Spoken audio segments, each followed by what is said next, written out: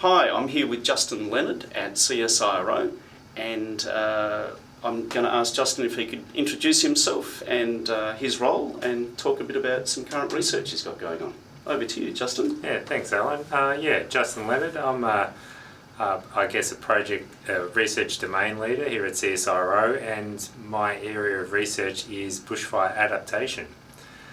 There's quite a lot of research in CSIRO in the bushfire space, but bushfire adaptation really means trying to unpack the whole bushfire problem from the perspective of a piece of infrastructure or a community that's impacted by fire, and to use that experiential lens to understand how a bushfire comes and washes over that element, and how you can use the perspective of experiencing a bushfire to unpack what can be done to be more resilient to it, to plan for it, and sort of treat it more like an inevitable natural occurrence rather than a natural hazard that we live in fear of or are challenged by and have to rebuild from in a continuous way. So now I'd like you to invite some of my colleagues to present some individual elements of that sort of broad research focus that my team has, and so you can get an appreciation of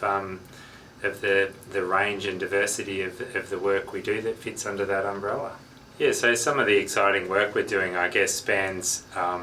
everything from local assessment and understanding the local individual asset, right up to state and national mapping initiatives that profile the bushfire severity potential with full coverage. But if you zoom into that, it is at such a fine scale that you can use that information to resolve what it might be like in a reasonable worst case bushfire example for that asset to experience loss. So they can become planning decision support maps about where to build or not to build, or useful information about exactly what type of reasonable worst case design fire you really need to be planning for when you're